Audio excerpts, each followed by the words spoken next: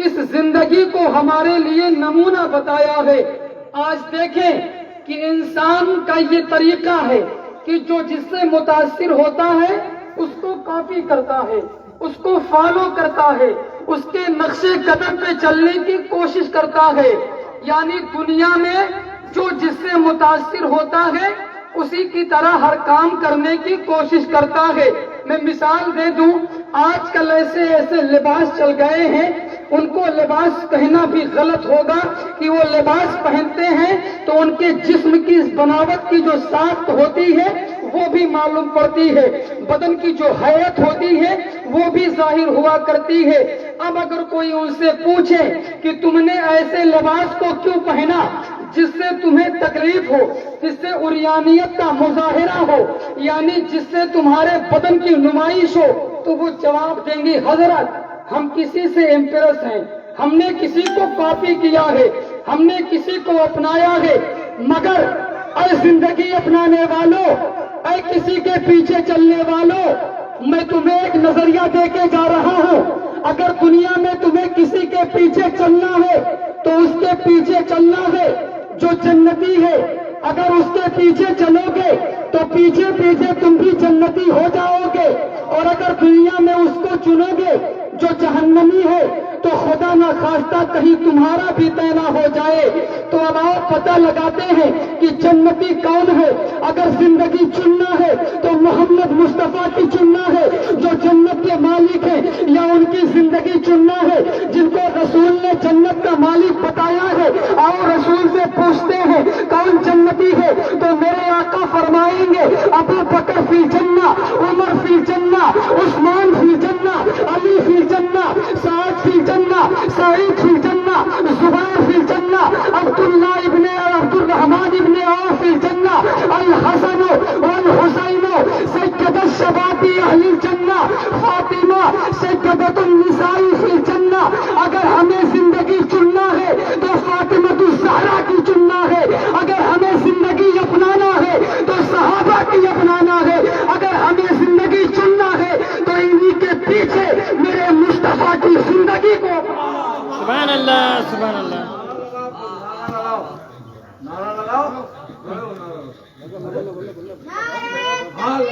اللہ اکبر، یا رسول اللہ، زندہ باد، زندہ باد۔ انہی کے ذریعے ہمیں حضور کی زندگی کو چننا ہے۔ میں بڑی بات کہہ دوں، اگر مسلمانوں کی سب سے پہلی جو مسلمانوں کی پستی کی وجہ ہے وہ یہ ہے کہ مسلمانوں نے رسول کی سیرت کو پڑھنا چھوڑ دیا ہے۔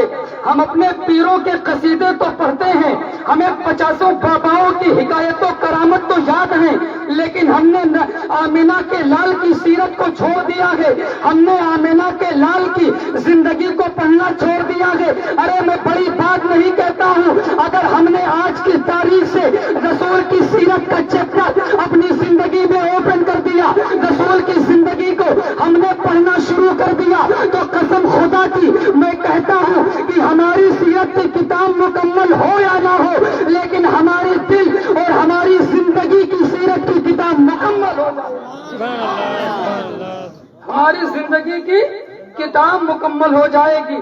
ہم نے رسول کی سیرت کو چھوڑا ہے جو سب سے بڑی پستی کی ہماری وجہ ہے۔ ہمیں چاہیے کہ ہم رسول کی زندگی کو کاپی کریں۔ اور میں آپ کو بتاؤں، زندگی چننے سے پہلے یہ دیکھ لینا کہ ہم جس کی زندگی کو چن رہے ہیں اس کی منزل کیا ہے، اس کا راستہ کیا ہے۔ زندگی اس کی چننا جس کی زندگی کو چننے کے بعد اب ہمیں کسی بارگاہ کا چکر لگانے کی ضرورت نہ پڑے، حیات اس کی اپنانا، کہ جس کی حیات کو چننے کے بعد ہمیں کسی عدالت کا دروازہ کھٹکھٹانے کی ضرورت نہ پڑے، اس لیے کہ رسول پاک صلی اللہ تعالی وسلم کے پیارے دیوانوں، وہ کسی اور کی زندگی نہیں ہے۔ اور زندگی ایسی نہ چننا کہ جس کی نائٹ اچھی ہو تو مڈ نائٹ خراب ہو، جس کی ایوننگ اچھی ہو تو مارننگ خراب ہو، اس کی زندگی مت اپنانا، جس کا ظاہر اچھا ہو تو باطن خراب ہو، ہرگز اس کی زندگی نہ چننا، بلکہ زندگی اگر چننا ہے تو اس کی زندگی کو چننا جس کی صبح بھی منور ہو، جس کی شام بھی مطہر ہو، جس کا ظاہر بھی اچھا ہو، جس کا باطن بھی اچھا ہو۔ ارے وہ کسی اور کی زندگی نہیں بلکہ میرے آقا کی زندگی ہے، میرے نبی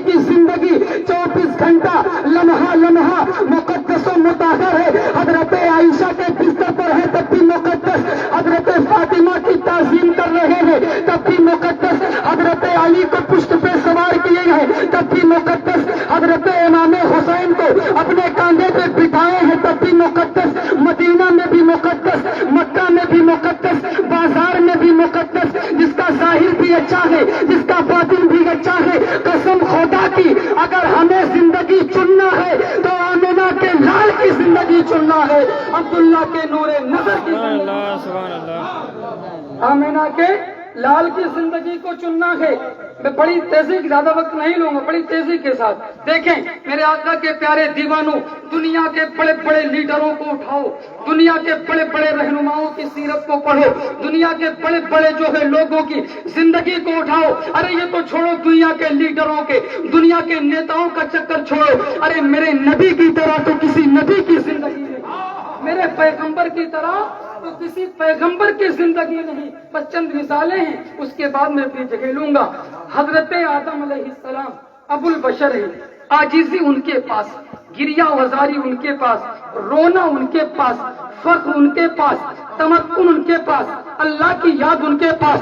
ایک مقدس پیغمبر ہے حضرت آدم علیہ السلام, ایک مقدس زندگی ہے, لیکن حضرت آدم کی زندگی پہ چل کر ہمیں یہ نہیں پتا چلے گا کہ ماں باپ کی خدمت کیسے کی جائے, ماں باپ کی سیوا کیسے کی جائے. اس لیے کہ جو بغیر ماں کے پیدا ہوا ہے تم اس سے ماں کے ادب کی تعلیم کیسے سیکھو گے, جو بغیر باپ کے پیدا ہوا ہے تم اس سے باپ کا ادب کیسے سیکھو گے. لیکن آؤ ان کے مقابلے میں اپنے نبی کی زندگی کو اٹھا کر دیکھو, جو اپنے نبی کی زندگی کو اٹھاؤ گے تو ہمارے نبی ہمیں یہ بتاتے ہوئے نظر آئیں گے, ارے نادان, باپ وہ ہے جو جنت کا دروازہ ہے اور ماں وہ ہے جس کے قدموں تلے جنت ہے.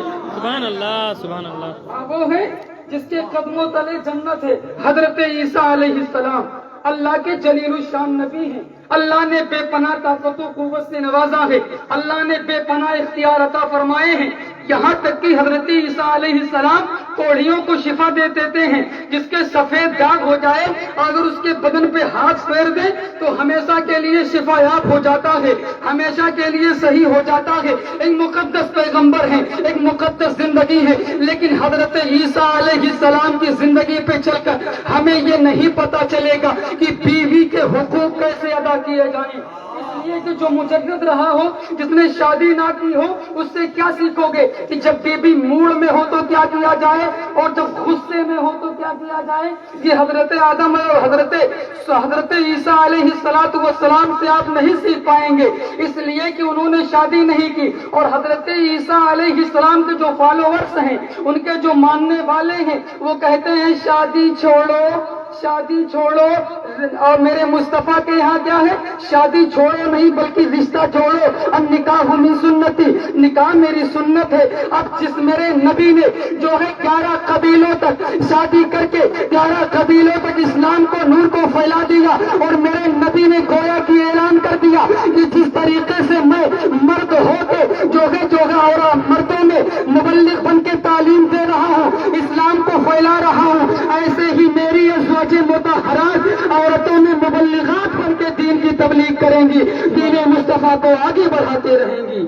میرے آقا کے پیارے دیوانوں, بس آخری مثال, آپ پریشان نہ ہوں. میرے آقا صلی اللہ علیہ وسلم کے پیارے دیوانوں, حضرت سلیمان علیہ السلام اللہ کے جلیل الشان نبی ہیں.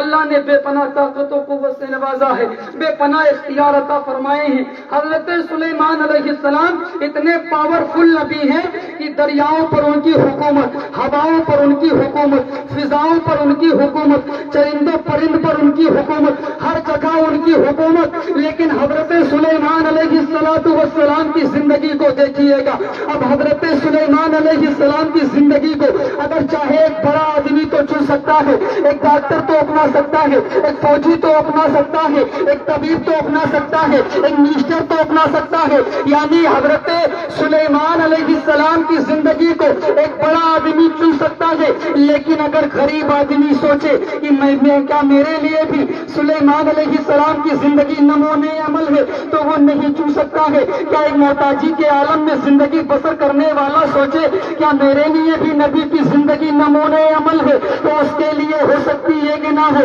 لیکن میرے آقا کے پیارے دیوانوں, آئے اپنے آقا کی زندگی کو اٹھا کر دیکھو.